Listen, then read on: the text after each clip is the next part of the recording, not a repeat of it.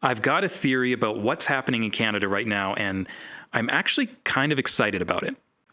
We're being weaned off our addiction to supermen. Now hear me out. In the Bible, there's a point at which Israel had a very decentralized form of government, and things were starting to fall apart, internally because of some moral issues, and externally because of enemies pushing in on their borders. And things just weren't going well. And they got together and they said, "We want a king."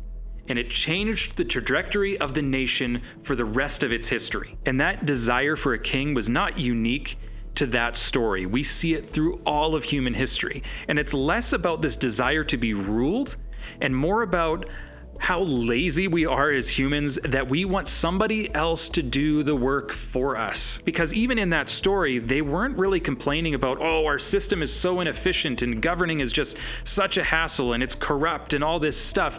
What they were more concerned about is there was a bunch of hard work that had to be done, and they wanted somebody who would do it for them. And if we're honest with ourselves, we want that too. We want somebody to do it for us so we can just do what we want to do, somebody to take care of the messy, heavy stuff so that we can do the fun stuff, the stuff we want to do that's more comfortable. And it's just human nature. We want a king. We want a Superman, somebody to come in and save us, somebody to go fight our wars, somebody to go to Ottawa for us, somebody to get arrested on our behalf. Somebody else can make the sacrifice. I just want to reap the benefits. And I know we like to think of ourselves as better than this, but if we are honest with ourselves, that kind of is our default. But here's the thing that's cool about Canada.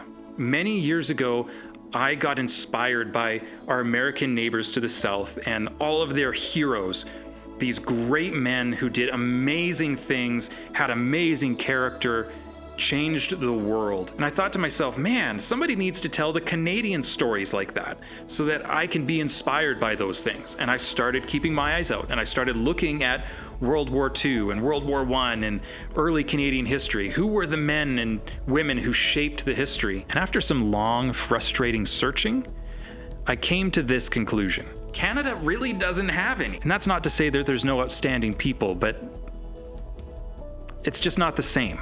And at first I was disappointed, but then I realized there was actually something really cool here. Why during the World Wars were Canadian soldiers called stormtroopers? Because it didn't matter how many men the Nazis shot down, they just kept coming. Why was Canada one of the most effective armies in the world in World War II? It was because Canada was one of the first armies in the world to trust the average soldier with the plan for the battle. Because what would happen is that you had the battle timed out.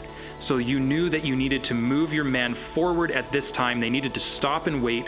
And then at 12 o'clock, there would be an artillery barrage, and then you would move your men forward. If you attacked too early, you might actually get hit by friendly artillery fire. If you came too late, the enemy would have had time to reinforce again. Timing in battles is critical. But at that point in history, armies did not trust soldiers with the plan. And every leader only knew as much of the plan as they needed to know. So if you have a small squad of soldiers and the leader gets killed, that squad of soldiers has no idea what is happening next. They have no idea where they should or should not be. And most of the time, all it took was the leader of that squad to get taken out, and in short order, the entire squad would be killed. Generally because they were in the wrong place at the wrong time. And so the Canadian Army did something revolutionary. They gave every soldier a pocket watch and a timeline to operate by. And this meant that even if you took out all of the leaders in the Canadian Army in an attack, every soldier still knew what to do. This made the Canadian Army incredibly effective in the Second World War. So what does that have to do with what I'm talking about? The reason that you don't have these standout characters in Canadian history is because of the personal character everyone was required to have to survive.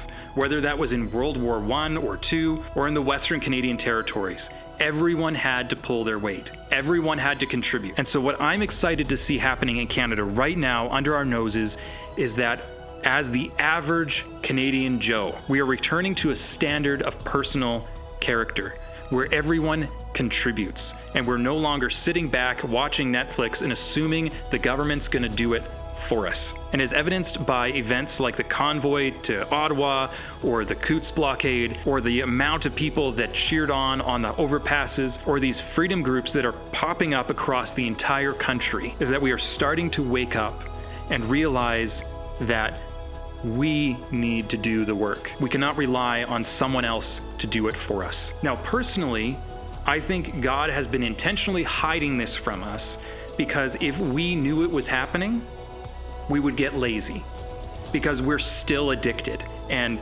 it is painful to have that removed from us. And so we must avoid the temptation to put our faith and our trust in a single person or in a single movement. Yes, cheer those people on. Yes, cooperate with them, help them out, but don't relax and say, finally, someone to do the work for me.